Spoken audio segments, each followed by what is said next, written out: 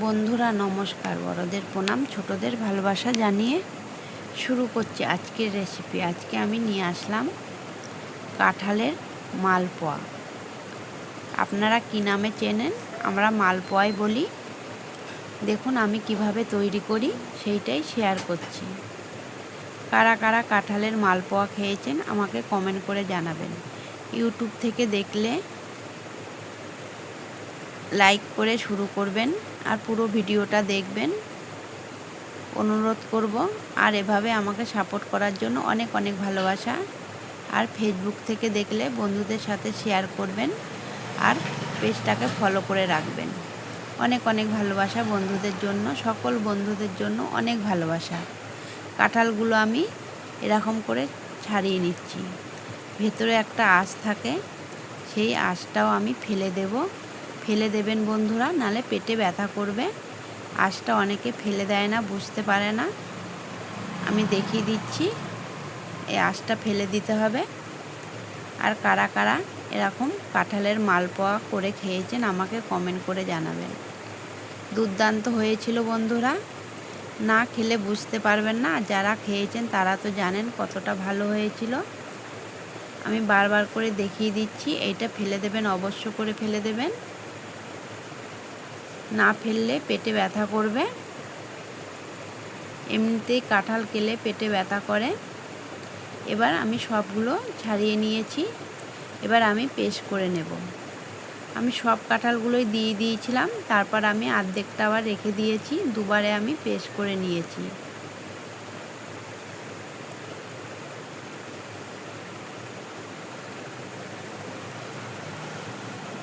দেখুন বন্ধুরা, একবার পেস্ট করা হয়ে গেছে, এরকম করে নিতে হবে।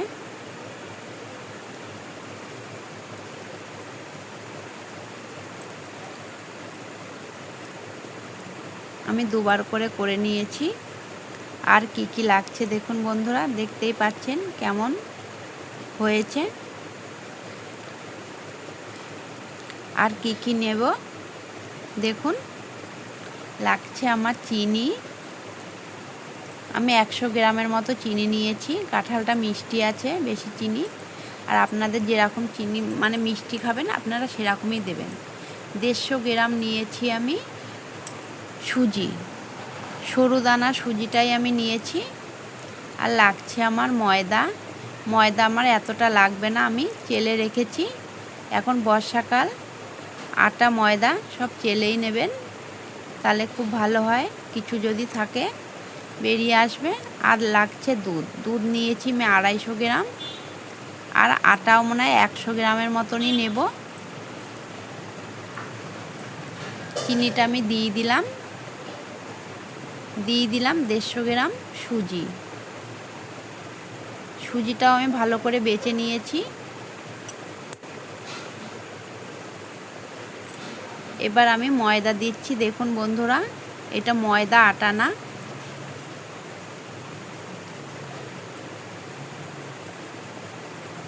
আর দিয়ে দিলাম দুধ। আপনারা দুধ না দিলেও হবে, জল দিয়ে মাখলেও হবে। আমি দুধ দিয়ে দিলাম। আর স্বাদ মতো নুন দিলাম, একটুখানি নুন দেবেন তাহলে ভালো লাগবে। এবার আমি ভালো করে মেখে নেব। আমি চামচে করে মেখে নিচ্ছি, ভালো করে ফেটিয়ে নিতে হবে। অফ ক্যামেরায় আমি ভালো করে ফেটিয়ে নিচ্ছি। আপনারা যদি মনে করেন দুধ দেব না, কোনো ব্যাপার না। আমার ঘরে দুধ ছিল তাই আমি দিয়েছি। আর ঘরে থাকা কিছু জিনিস দিয়ে আমি এইটা তৈরি করলাম।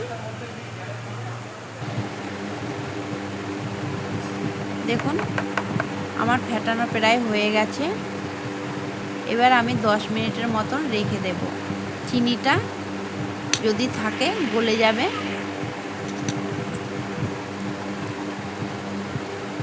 আর এরকম করে নিতে হবে। পরে যদি লাগে আমি একটুখানি দুধ দিয়ে দেব। পরে অবশ্যই একটুখানি দুধ দিয়ে দিয়েছিলাম বন্ধুরা। আর অতটা দুধ আমার লাগেনি, যেইটুকুনি লেগেছে আমি সেইটুকুনি দিয়েছি। দুধ দিলে আরও বেশি টেস্টি হয়, তার জন্য আমি দুধটা দিলাম। আর ঘরে ছিল তার জন্যেই দিলাম।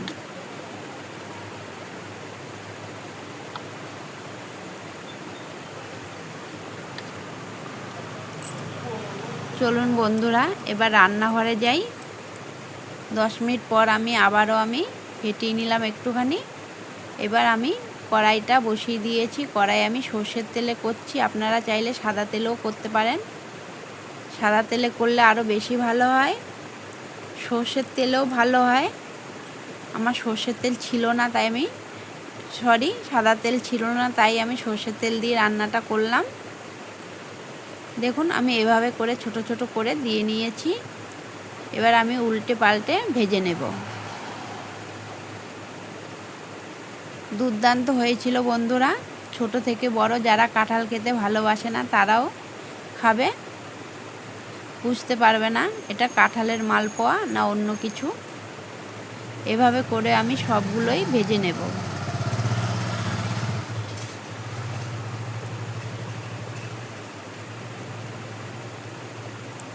সবগুলো আমার ভাজা হয়ে গেছে বন্ধুরা। কেমন লাগলো কমেন্ট করে জানাবেন কাঁঠালের মালপোয়া। আবারও আসবো অন্য একটা রেসিপি নিয়ে। ততক্ষণের জন্য ভালো থাকবেন, সুস্থ থাকবেন, সাবধানে থাকবেন। নমস্কার।